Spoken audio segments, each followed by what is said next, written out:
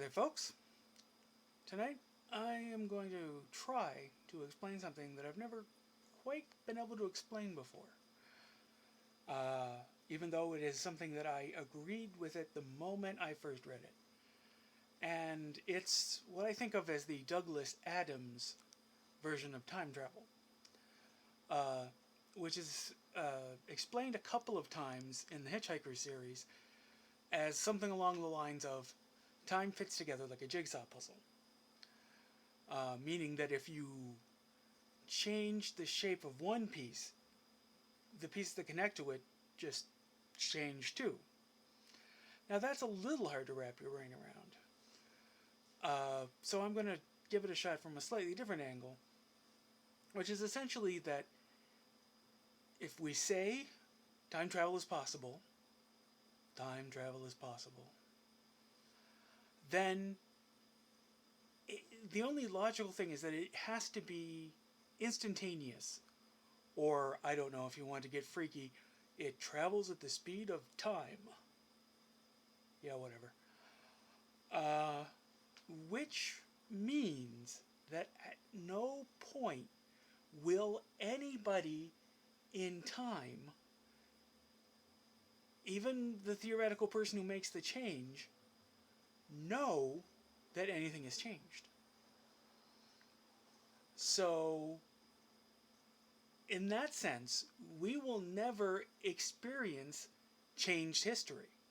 For all we know, the history that we know right now has been fucked with a billion trillion times, but because it's all instantaneous and it's impossible to remember something that didn't happen, we'll never know. Maybe every second of our lives, history has been changing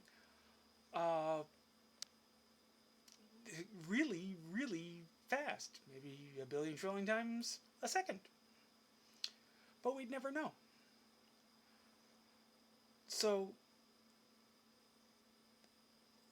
you know, if something hasn't happened, then you can't, in a sense, you can't make it happen. Because if it was going to happen, it already would have. If at some point you were going to go into the future, or some point in the future you were going to get into a time machine, go back in the past and shoot Hitler, then, well, you're the guy who shot Hitler. It wasn't suicide. Bad example. But shoot Hitler, like, say, when he's in jail, before he's really done any harm. Then, according to the universe, there was never a guy named Hitler that rose to any kind of prominence. He was just some failed art student who died in prison. Big whoop. And because right now you've heard of Hitler, you know that you will never do that. That no one will ever go and put a premature end to Hitler because you've heard of him. It all fits together like that. So that's my attempt at explaining what is actually a mildly tricky science fiction concept.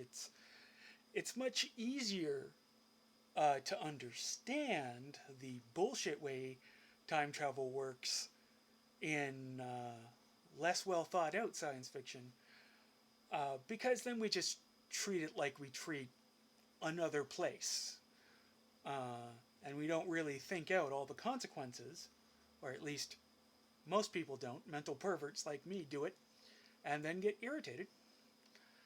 But the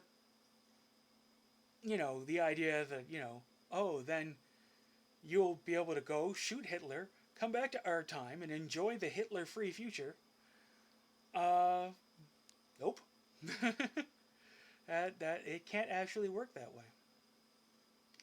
Anyhow, guess that's it for me for tonight, folks. I will talk to you nice people again tomorrow. Bye-bye.